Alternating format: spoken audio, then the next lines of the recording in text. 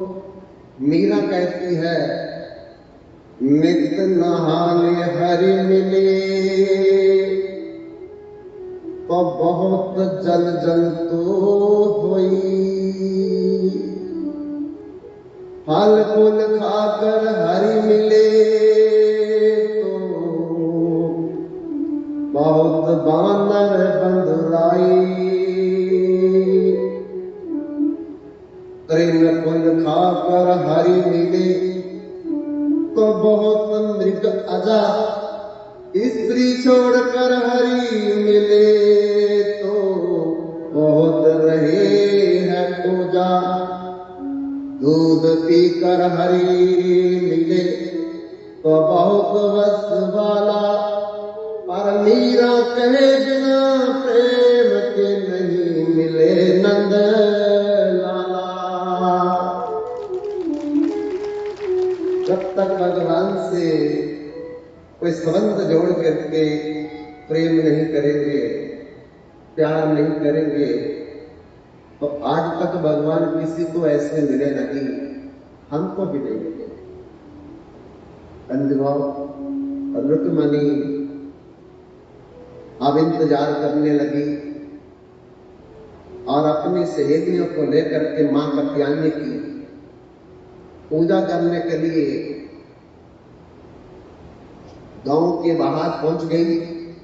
लेकिन पूजा मां कात्यायनी की कर रही है, लेकिन अंदर श्री कृष्ण का चिंतन चल रहा है।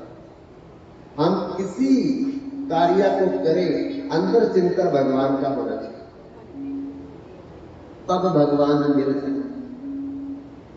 केवल भगवान अंदर का चिंतन, बाहर की क्रिया नहीं देखते। कर से कर्म करो विधि नाना, मन को राखो कृपा ले। सत्य पारत में राखी मन करो जगत के काम, जग जीवन जे मंत्र मिले सुख विश्राम। भगवान मन को देखते कि मन में हम भगवान से कितना प्रेम करते हैं। बाहर बोलेंगे भगवान नहीं देखते, हाथ से कुछ करेंगे इसको भी नहीं देखते, चल करके जाएंगे इसको भी नहीं देखते, मन में क्या चल रहा है ये भगवान देखते हैं।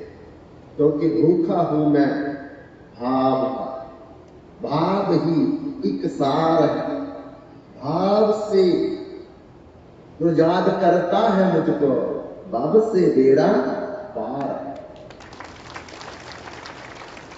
भाव भिन्न कोई सर्वस्व दे डाले तो मैं लेता नहीं, भाव वाले भक्त का एक फूल भी मुझे स्वीकार। बांध लेते हैं वो अपनी भाव भक्ति से मुझको, इसीलिए इस पृथ्वी पर बारंबार मेरा होता अवतार है। हमारा भाव शुद्ध कैसे होगा?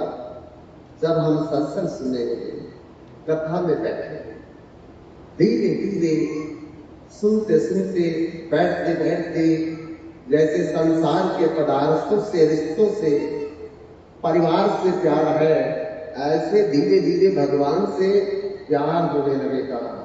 और जिस दिन भगवान से प्यार हो गया, उस दिन से हमारा आना जाना खत्म हो गया। बंधुओं, रुक्मणी भगवान के बारे में सोच रही है और भगवान समय पर रथ लेकर के पहुंच गए मंदिर के दरवाजे पर। और रुक्मणी मां कात्यायनी से बार बार प्रार्थना करती है, आएंगे या नहीं आएंगे, आएंगे या नहीं आएंगे, मुझे शुभ संकेत कैसे मिलेगा? तो उसी समय मां कात्यायनी के गले का हार टूट करके रुक्मणी की गोद में गिर गया।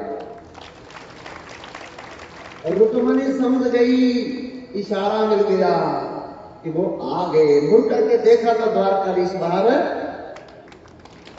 दरवाजे पर खड़े हैं। उसी समय सहेलियों के साथ जाकर के बंधुओं रथ के नजदीक रुक्मणी गई। भगवान ने रुक्मणी का हाथ पकड़ा अपने बाएं तरफ में बैठा लिया। दारू को कहा अब चलाओ रथ। बंधुओं, हवा से भी तेज चलने वाला और रथ गतिमान होने लगा। सबने पीछा किया, गाली गलौज की, लेकिन भगवान ने रुक्मिणी को सुरक्षित द्वारकापुरी में ले जा करके विधिवत पहला विवाह रुक्मिणी से भगवान ने। जब से शिशुपाल के मंगेतर रुक्मिणी का विवाह द्वारकाधीश से हुआ, उस दिन से गालियां देने लगा। मां ने लगता था गाली नहीं दे रही। भगवान ने कहा था 100 अपराध माफ करूंगा, पर अब मंगेतर कोई चुरा करके ले गया कोई, तो शिशुपाल भगवान को रोज गालियां देता है। एक दिन युधिष्ठिर महाराज इंद्रप्रस्थ में राज यज्ञ करने लगे और कहा सबसे पहली पूजा किसकी होनी चाहिए? तो भीष्म पितामह सबसे बुजुर्ग उठ करके बोलने लगे, द्वारकाधीश श्री कृष्ण को छोड़ करके कोई भी प्रथम पूज्य नहीं है। तो शिशुपाल उठ करके खड़ा हो गया, गालियां देने लगा। इसमें गुण क्या है? 2 मां है इसकी, असली मां कौन है वो भी नहीं पता। अरे जन्म कहीं लिया, पला कहीं, बचपन में लोगों के घरों में जाकर के चोरियां करता था, वस्त्र उठाता था। ऐसा कौन सा गुण है इसके अंदर जिस गुण के कारण पितामह तुम कह रहे हो कि ये प्रथम पूज्य है? बंधुओं, सबने रोका और शिशुपाल कहता आज मुझे मत रोकना, मैं इसको भला बुरा बोलता जाऊंगा, क्योंकि इसने मेरी मंगेतर को रथ में बिठा करके खुद जबरदस्त विवाह किया था। करते करते करते 99 गालियां दे दी भगवान को। भगवान ने इशारा किया, शिशुपाल मैंने भुआ को वचन दिया है कि 100 गालियां तक तो सुनूंगा, उसके बाद फिर मैं अपना सुदर्शन बुलाऊंगा। शिशुपाल कहता डरता हूं मैं तेरे से डबाले, कौन है तू, क्या करेगा मेरा? फिर गाली दे दी। उसी समय भगवान ने अपने सुदर्शन चक्र को बुलाया और छोड़ दिया। बंधुआ शिशुपाल की गर्दन धड़ से अलग कर दी। लेकिन जब भगवान ने सुदर्शन को छोड़ा तो उंगली पे रक्त निकला। सब रानियां देख रही थी, दौड़ी, कपड़ा लाओ, कपड़ा लाओ, कपड़ा लाओ। लेकिन द्रौपदी पास में खड़ी थी, अपनी ब्रांडेड कंपनी की साड़ी को फाड़ करके भगवान की उंगली पर पट्टी कर। भगवान ने देखा, द्रौपदी जितने इसके धागे हैं, एक दिन जब तुमको इतनी साड़ियों की जरूरत पड़ेगी तो मैं इन धागों के बराबर उतनी साड़ियां तुझे मैं। बंधुओं, भगवान छोटी से छोटी सेवा भी जो है वो याद रखते हैं कि किस व्यक्ति ने कभी मुझे फूल चढ़ाया था, एक केला चढ़ाया था, एक रुपया चढ़ाया था, एक मुट्ठी चावल दिया था, एक मुट्ठी दाल दी थी, कोई सब्जी का फूल दिया था। हम भूल जाएंगे, लेकिन जिनके आज फलों के बगीचे हैं, इन्होंने कभी जरूर भगवान को एक फल चढ़ाया था, आज बगीचा बन गया। जिनकी सारी सब्जियों के एकड़ खेत हैं, जरूर उन्होंने कोई सब्जी का फूल चढ़ाया होगा। आज भगवान ने एकड़ों जमीन में उनको सब्जी का बगीचा लगा दिया है। आज जो अमीर हैं, पैसे वाले हैं, गाड़ियों वाले हैं, हवेलियों वाले हैं, महलों वाले हैं, रत्दानाथ भव्य दरिद्री, उन्होंने भगवान की जरूर अपने पैसे से कुछ न कुछ सेवा की होगी, अन्न से सेवा की होगी, धन से, तन से, मन से, जन से सेवा की होगी। तो आज देखो उनकी हवेलियां हरी भरी है, बगीचे हरे भरे हैं, बैंक हरे भरे हैं, लेकिन जो भगवान की सेवा में अपना न तन, न मन, न धन, न जन अग्रसर करता है, वो अभी भी धीरे धीरे गरीब रहता है। और फिर एक शरीर छोड़ने के बाद भी फिर भी वो बेचारा दरिद्र रहता है। तो बंधुओं, भगवान की सेवा छोटी हो बड़ी हो ये भगवान नहीं देखते, भगवान केवल भाव को देखते। आज हनुमान जी बैठे, शंकर भगवान कथा कर रहे, तब कथा खत्म हो और तब जाकर के हनुमान जी बोलेंगे। लेकिन कथा लगातार तेल धारा की तरह प्रवाहित हो रही है, हनुमान चिंतित हो रहे हैं। इधर रावण सीता को लेकर के पुष्पक विमान पर पहुंच गया पूजा के लिए, और सीता से कह दिया, देखो तुम्हारे स्वामी की पूजा करने जा रहा हूं, अकेले पूजा नहीं होगी सफल, इसलिए तुमको बाएं तरफ बैठना है, लेकिन घूंघट निकाल करके, ना तुम राम को देखोगी ना राम तुमको देखेगा। जब पूजा पूरी हो जाएगी वैसा इशारा करूंगा, उठ करके मेरे विमान में पर्दे में बैठ जाना आकर के। सीता कहती जी, जब राम जी आपको जीत करके ले जाएंगे तभी मैं उनके पास जाऊंगी, ऐसे ले मैं जाऊंगी। तो बंधुओं, पूजा शुरू हो गई।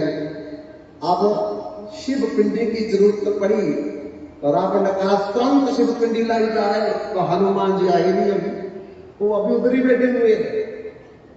प्रभु राम चिंता में है, हनुमान कब आओगे, हनुमान कब आओगे। हनुमान आगे बोल नहीं सकते। रावण ने कहा मुहूर्त निकलता जा रहा है, तुम लंका पर विजय नहीं पा सकते, अगर मुहूर्त चला गया तो क्या करें। रावण ने कहा अभी सीता को बोलो भालू का, रेत का शिवलिंग बनाए। तब सीता ने घूंघट निकाल करके वहां से भालू लेकर के शिव पिंडी बनाई है। रावण ने उसी की प्रतिष्ठा करके स्थापित कर दिया और उसी की पूजा करवा दी बंधुओं। तब जब पूजा हो गई, भगवान राम कहते कि आपने मेरी पूजा करवाई है विधिवत, मैं आपको क्या दक्षिणा दूं, जो मांगोगे मैं वही दक्षिणा आपको दूंगा। सब डर गए। अगर रावण ने बोल दिया कि सीता को छोड़ करके चले जाओ वापस, यही मेरी दक्षिणा है, तो प्रभु राम ने क्यों बोल दिया रावण को कि जो मांगोगे मैं दूंगा। लेकिन भगवान राम जानते थे रावण बुद्धिमान है, अक्लमंद है, समझदार है, इंटेलिजेंट है, वो कभी नहीं ऐसा। क्या कहा रावण ने, जन्म जन्म मुनि यतन कराही, अंत काल रामयावत नाम। हे प्रभु, ऋषि मुनि ज्ञानी ध्यानी कर्मी जन्म जन्म तपस्या करते हैं, योग करते हैं, ज्ञान करते हैं, ध्यान करते हैं, लेकिन आखिरी समय में उनके मुख से आपका नाम नहीं निकलता। और आप मुझे अगर दक्षिणा देना चाहते हो तो मुझे वचन दो, जब मेरे प्राण निकलने का समय आए आप मेरे सामने खड़े होंगे।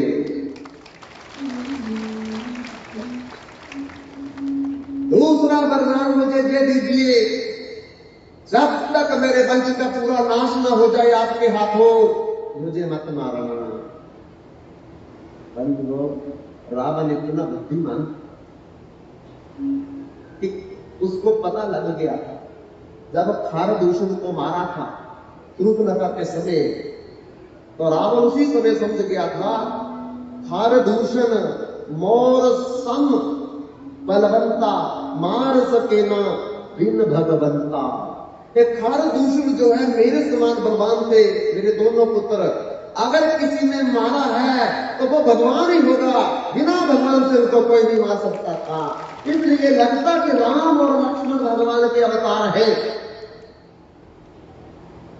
तो हम माला तो फेर नहीं सकते, सत्संग हम कर नहीं सकते, राक्षस हैं, तो केवल युद्ध करना जानते हैं, और युद्ध भी आम आदमी से क्यों करेंगे, आम आदमी के हाथ से मरेंगे तो भगवान का धाम प्राप्त नहीं होगा। इसलिए हम भगवान के हाथों से मरेंगे और अपनी सारी जाति राक्षस को भी मरवाएंगे। पर कैसे मरवाएंगे?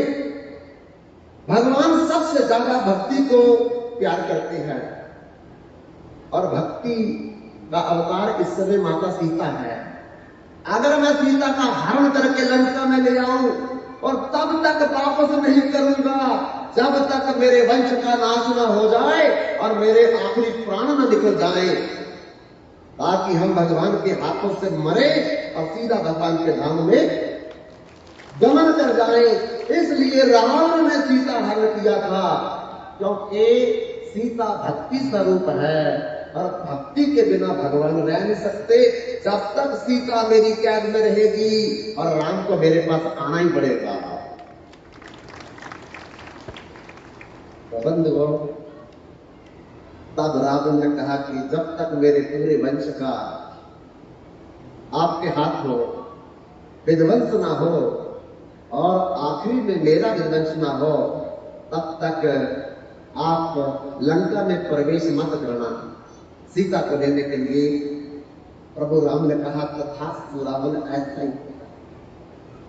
तब रावण पुरोहित है, जब जजमान कोई दक्षिणा देता है तो पुरोहित का भी फर्ज बनता है जजमान को आशीर्वाद दे। तो बंधुओं, अब रावण की बारी आई है, रावण की बारी आई है अब भगवान राम को आशीर्वाद देने की। तो रावण ने क्या आशीर्वाद दिया? विजयी भव, आप जिस कार्य के लिए मेरे से पूजा करवाई है वो आपका कार्य सफल होगा। ऐसा रावण बुद्धिमान, अकलमंद, समझदार, ब्राह्मण कुल में जन्म लिया, ऋषि विशाखा का पुत्र, समस्त देवताओं को अधीन कर लिया, नवग्रहों को बंदी बना लिया, लेकिन राक्षस होने के कारण मन में यही विचार किया कि हम माला तो फेर नहीं सकते, सत्संग कर नहीं सकते, कीर्तन बोल नहीं सकते। एक ही तरीका है जिससे हमारा और हमारी जाति का उद्धार हो सकता है, प्रभु से युद्ध करेंगे और युद्ध करते करते अपनी पूरी जाति को भगवान के हाथों में मरवाएंगे और खुद भी लड़ते लड़ते भगवान के सामने अपने प्राण दे देंगे। और बंधुओं, आप भरी तादाद में गर्मी को सहन करते हुए बाहर दूर दूर से इस कथा और कीर्तन में हाजिरी दर्ज करवाई है। ये आप लोगों के द्वारा 9 दिवसीय श्री हरिनाम संकीर्तन तथा भागवत रहस्य कथा हिमाचल प्रदेश लंज क्षेत्र में स्थित राणा फार्म हाउस में करवाया जा रहा है और जिसका आखिरी दिन विश्राम दिन पूर्ण आहुति का दिन है। बड़ी संख्या में आप लोग आकर के जहां गर्मी को सहन करते हुए भी बैठे हुए हैं, लेकिन जितना भगवान के सत्संग कथा कीर्तन के लिए कष्ट उठाया जाए उतना भगवान ज्यादा आशीर्वाद देते हैं। और मैं भी भगवान से अपने मंडल की तरफ से यही प्रार्थना करता हूं कि जो जिस जिस भाव को लेकर के, संकल्प को लेकर के हे प्रभु आपके कीर्तन तथा कथा में बैठा है, आप उसके भावों तथा संकल्प को हर्ष पूर्वक पूरा करना और उनकी गति, मति और रति अपने चरणों में लगाए। आखिरी में मैं भगवान से अपनी तरफ से प्रार्थना करता हूं कि जिस प्रकार आप लोगों ने हमें प्यार दिया है, स्नेह दिया है, आप लोगों ने जिस प्रकार इतनी बड़ी तादाद में आकर के हम लोगों को दर्शन दिया है, हम चाहते हैं कि प्रभु की कृपा बार बार कैसे होती रहे। अभी बंधुओं, मैं आपका ज्यादा समय ना लेता हुआ घड़ी को देखते हुए अपनी कथा प्रवाह को यहीं पर विश्राम देता हूं। वंशा कल्पतरु कृपा सिंधु पतितानां पावनेभ्यो वैष्णवेभ्यो नमो